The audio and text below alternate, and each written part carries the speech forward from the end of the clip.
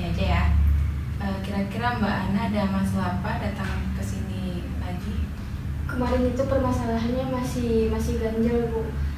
Jadi saya itu masih kurang bisa menyampaikan atau mengungkapkan perasaan kayak gitu. Berarti permasalahannya masih sama kayak minggu yang lalu ya? Iya. Ini masalah yang minggu lalu itu belum terselesaikan. Oke, baik.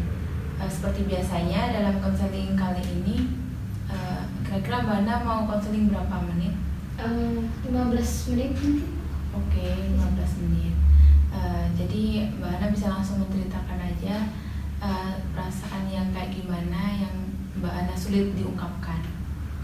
Jadi perasaan ketika ada perlakuan atau perkataan yang itu tuh kurang enak di hati saya, kayak itu saya kurang bisa mengungkapkannya gitu. Jadi Mbak Ana masih belum bisa mengungkapkan perasaan yang tidak enak ya. Biasanya Mbak Ana dapat perkataan yang tidak enak itu dari keluarga atau dari teman? Dua-duanya balance sih, Bu. Mungkin dari keluarga juga teman gitu. Tapi lebih sering yang mana kalau itu? Keluarga. Keluarga. Kalau boleh tahu itu perkataannya seperti apa, Mbak? Yang mungkin saya kasih misal kejadian ya, Bu. Misal kayak saya itu kan nggak suka makan sayur kayak gitu, Bu. Tapi seiring berjalannya waktu kesini saya juga masih belajar untuk mencoba untuk bisa makan sayur gitu. Sebelumnya itu saya contohnya kayak makan soto itu kan ada togennya itu. Saya itu nggak suka sama togennya sama sekali kan. Saya sekarang alhamdulillahnya udah mulai suka gitu. Tapi ada satu keluarga dari saya itu bilang kalau saya itu nggak pernah makan sayur gitu. Padahal kan mungkin saya mengiranya toge itu juga sayur ya, Bu ya. Bisa dibilang gitu, tapi ternyata dia itu bilangnya saya nggak makan sayur. Jadi kesayanya padahal saya itu masih belajar kayak gitu. Terus nggak maksudnya pernah kok makan sayur tapi nggak sering kayak gitu. Tapi malah dibilangnya nggak sering, nggak pernah kayak gitu. Berarti untuk saat ini Mbak Ana masih belajar makan sayur ya? Iya.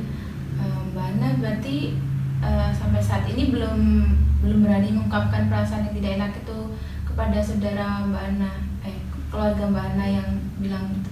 Iya, belum bisa. Belum bisa. Iya. Alasannya karena apa? Karena nggak enak aja gitu, Bu, untuk mengungkapkannya gitu. Takut orang tersebut sakit hati gitu? Iya, takut tersinggung juga mungkin, tapi saya juga pengen gitu mencoba untuk bisa mengungkapkannya. Berarti Mbak Ana punya kayak pikiran mencoba bilang ke orang tersebut? Iya. Udah pernah belum? Belum pernah, tapi belum pernah. Terus Mbak Ana biasanya ngatasin itu kayak gimana?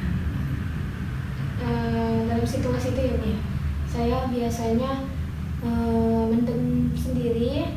Tapi nanti kalau misalkan memang tergantung masalahnya sih. Kalau misal kayak sayur gitu, saya lebih pendam sendiri, nggak saya explore ke teman. Misal saya punya permasalahannya sama keluarga, mungkin saya explore-nya ke teman saya, kalau teman saya sama keluarga gitu. Tapi ya permasalahannya nggak selalu tentang permasalahan saya selalu explore, enggak. Berarti harus permasalahan tertentu gitu ya? Iya. Jadi kalau semisal di skala ini ya, dari skala 1 sampai 10, kesusahan Mbak Ana dalam mengungkapkan perasaan itu ada di skala berapa? Kalau semisal skala 1 itu mudah mengungkapkan, kalau yang di skala 10 itu sangat sulit mengungkapkan. Mungkin saya ada di skala 9. Berarti lumayan cukup sulit mengungkapkan ya? Iya. Kalau boleh tahu dalam kondisi apa biasanya Mbak Ana sulit mengungkapkan perasaan? Dalam kondisi bisa dibilang kesel. Kalau pada saat itu kejadian itu terjadi, saya nggak langsung yang ungkapin juga misalnya. Dalam kondisi kesal ya berarti. Kesal seperti hal yang nggak Mbak Ana suka gitu yang dimaksud. Berarti kalau boleh tahu nih ya, Mbak Ana lebih sering sulit mengungkapkan perasaan yang kesel atau yang senang? Yang kesel. Berarti kebanyakan kesel ya. Karena senang bisa diungkapkan. Tadi kalau senang tuh lebih sering mengungkapkan perasaannya. Jadi nggak dipendam juga kalau yang senang. Sebenarnya saya juga pernah sih Mbak ngerasain hal yang sulit mengungkapkan perasaan kayak gitu. Kayak semisal kayak Mbak Ana tadi, kayak saya lagi kesel gitu sama orang, saya juga susah buat bilang ke orang tersebut karena takut orang tersebut malah sakit hati juga. Padahal kita sendiri juga perasaannya juga nggak enak, tapi kalau bilang ke orang tersebut tuh takut malah bikin tambah tambah gede lah masalahnya gitu kan. Kalau saya pribadi kemarin ya Mbak, saya ngatasin masalah tersebut itu dengan pelan-pelan bilang ke orang yang suka bikin kita sulit mengungkapkan perasaan, kayak perasaan kesel atau apa itu. Saya mencoba bilang ke orang tersebut bahwa perkataannya itu tuh kayak bikin saya sedikit sakit hati atau bikin saya kesel.